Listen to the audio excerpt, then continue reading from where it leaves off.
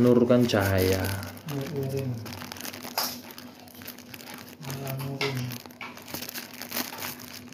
Jadi cahaya saja kita bisa melihat, bukan mata. Mata ini nggak akan bisa melihat kalau nggak ada cahaya. Tapi mata hanya kontak. Bagaimana ketika kita nggak bisa melihat, terus kita berpikir supaya bisa melihat. Orang buta apa bisa dia melihat? Enggak. Untuk kita kaji, ternyata orang buta saja mampu hidup.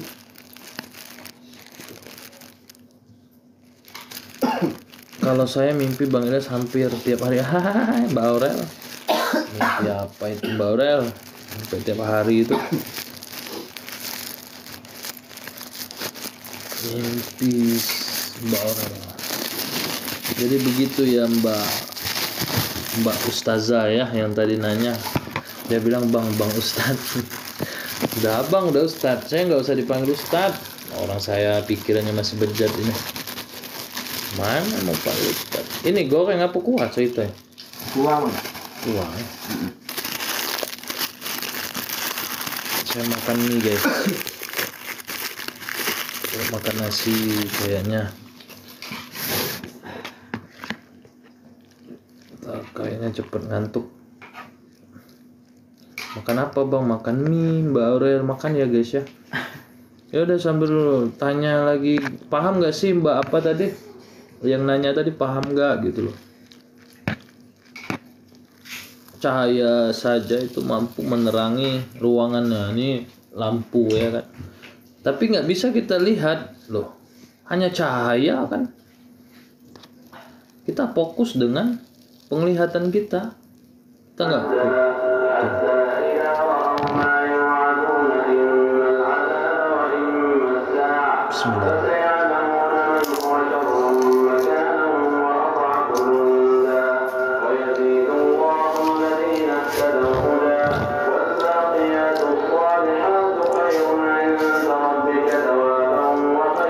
Tolong jelasin juga matahari terbitnya dari arah mana? Timur ke barat, selatan ke utara. Maknanya apa? Kasih oleh-oleh bang sebelum subuh, mau belajar tawadu. Masya Allah. Jadi guys, kalau berbahasa alam, ini gambaran untuk bisa kita, Masya Allah, untuk bisa kita rasakan kebesaran yang Allah berikan. Sekarang ini kalian bisa melihat nggak cahaya guys? Kalian bisa melihat sumber cahaya, itulah lampu. Itu bagian kecil. Tapi cahaya ini bisa kita lihat saking halusnya, tapi mampu menerangi kita. Kira-kira kita hidup ini kok bisa tahu Allah? Kok bisa kita nggak bisa merasakan yang mana kalimatnya Allah nggak kemana dan Allah nggak di mana-mana. Allah nggak kemana-mana.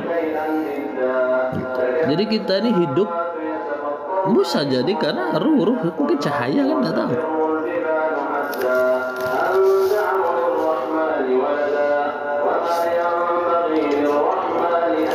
Jadi dia satu, dia tunggal, dia esa, tapi bukan matahari guys. Ingat, matahari masih ciptaan Allah. Makanya zaman dulu banyak orang nyembah matahari.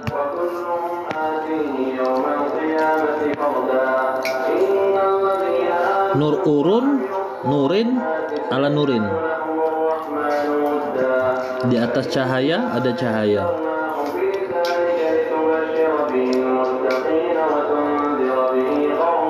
Masjid An-Nur, iya.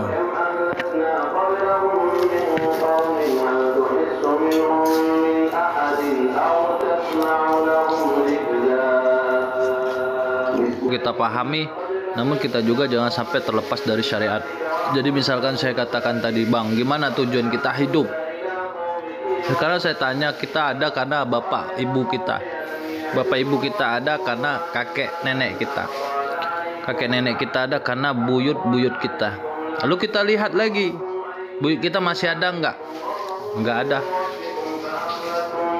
Kakek kita masih ada nggak? Nggak ada. Bapak kita masih ada nggak? Mungkin nggak ada. Lalu saya masih ada. Saya nikah, saya punya anak. Apakah suatu saat saya juga sama? Apakah besok kita juga akan kekal? Enggak. Saya juga seperti buyut saya dulu. Kita akan pergi. Lalu kemana mereka gitu loh? Mereka sudah menjadi alam-alam yang tak pernah kita lihat seperti kita rasakan. Tapi yang mereka rasakan itu dari intisari dia hidup di dunia. Bagaimana ketika dia diciptakan tanah, bagaimana ketika dia diciptakan angin, dia manfaatkan selain bernapas itu apa?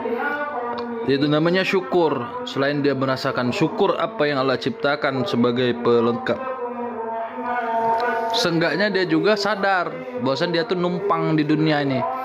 Makanya dia harus melakukan kebaikan, yaitulah syariatnya ibadah itu agar kita terhindar dari perbuatan keji dan mungkar. Jalan yang Allah berikan melalui syariat, puasa, sedekah. Nah, tapi orang banyak tahu syariat, namun mereka tidak paham, masih juga melanggar. Ada orang paham syariat, tapi tidak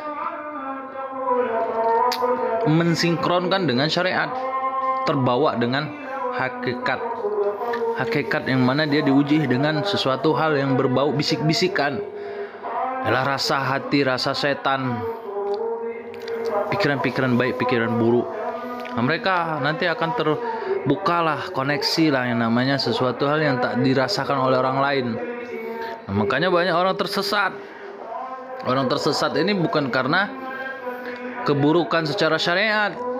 Misalkan tersesat dengan dia tidak sholat, itu dosa. Tetapi orang tersesat syariat ini dosa sudah dapat. Kedua, dia sudah bisa merasa dialah sebagai dialah yang paling terbaik, dan mendengarkan semua bahasa yang menurut dia inilah hasil tirakat saya selama ini, saya mendapatkan sesuatu kebaikan dengan yang Allah berikan. Boleh jadi itu datang dari setan kalau dia tidak bisa kalau dia melanggar syariat gitu. Jadi syariat itu nama agar kita setelah tahu hakikat kita tidak tersesat, maka syariatlah ada. Seperti Syekh Abdul Qadir Jailani itu pada saat itu dia orang yang termasuk wali kutub lah ya, banyak kelebihan dan Allah berikan sesuatu yang tak diberikan orang lain. Pada saat dia di perjalanan dia haus, lalu dia ingin minum niatnya kan, lalu muncullah teko tiba-tiba di atas langit katakanlah gitu, dan ingin memberikan minum. Wahai Syekh Abdul Qadir Jailani, minumlah air ini datang dari Allah katanya. Nah, jadi dia juga namanya Allah, dia merasa itu Allah, padahal itu bukan, itu tipu daya. Tapi Syekh Abdul Qadir ingat secara syariat kalau kita minum teko, air dalam teko yang berwarna emas, maka itu tidak Allah sukai. Langsunglah Syekh Abdul Qadir Jailani mengatakan, wahai iblis, saya tidak akan pernah tertipu, kau pergilah. Akhirnya melebur. Coba kalau kita yang gak ada syariat, kita langsung bisa, kita katakan, wahai Ilyas, ini saya dari Allah, diutus oleh Allah. Nah, ini ambillah barang ini untuk kau simpan. Lalu saya membenarkan, karena saya merasa saya dari hasil kerja saya zikir saya. Boleh jadi itu tipu daya. Makanya itu namanya syariat. Gitu guys. Jadi jangan sampai kita juga kebingungan hidup. Mending kita nggak tahu, tapi kita menjalankan syariat. Ada orang yang tidak menjalankan syariat, pura-pura sok tahu pula. Memang untuk memahami sesuatu hal hidup ini, kalau kita beda perjalanan hidup jam terbangnya, ya saya rasa nggak akan ketemu kalau cuma hanya sekedar ngobrol. Makanya ada orang miskin ketika sudah tua, mereka sadar, maka dia memberikan nasihat. Tujuan beliau itu jangan sampai kita ini sama seperti yang dia rasakan. Cuma zaman sekarang orang tidak melihat itu, orang melihat alah dia aja miskin, nggak usah dengar. Gila, orang kaya didengarnya ngomong kan gitu maknanya. Gitu Mbak. Jadi tujuan kita hajem kalau bisa sebagaimana Allah ciptakan di dunia ini. Tanah aja bisa bermanfaat, bisa dijadikan teko, bisa dijadikan keran, bisa dijadikan tempat kompor, bisa dijadikan guci. Itu tanah. Selain bisa kita tempati ya nggak untuk bangun rumah. Kalau ciptakan angin, kita manfaatkan, dijadikanlah tempat isi ban sehingga mobil bisa berjalan.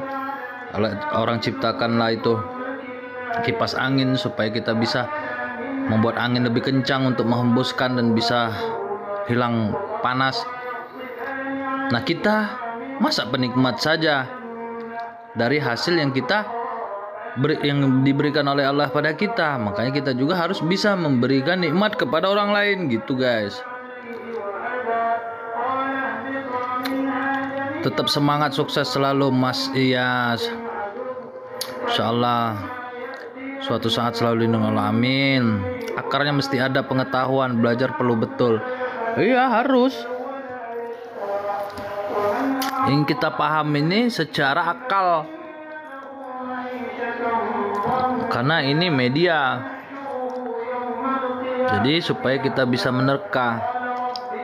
Kalau orang ketika kita bicara tentang agama yang bertanya non muslim, mereka minta buktikan mana Allah. Lalu kita bawa surat atau kita bawa hadis, mereka nggak akan pernah mendengar. Makanya kita harus gunakan akal. Apakah semua yang terlihat di dunia ini harus kita lihat? Saya bilang, kamu kenal Joko? Iya kenal. Kamu tahu dia sekarang di mana? Nggak tahu. Tapi kamu tahu kan? Joko tahu. Itu soal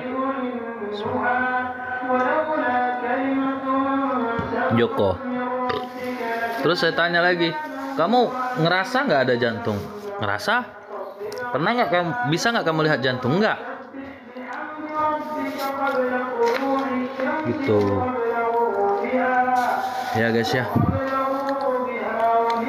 Bang SL, saya habis lihat live Kiprana Reo, tiba-tiba Kiprana Reo menghilang. Waduh. Mana korek le?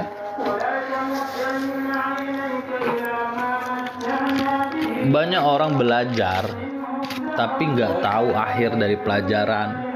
Gantung tuh nggak enak.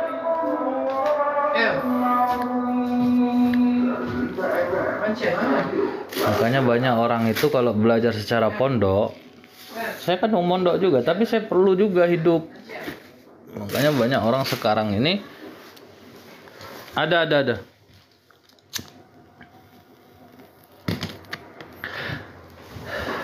Mereka pelajari secara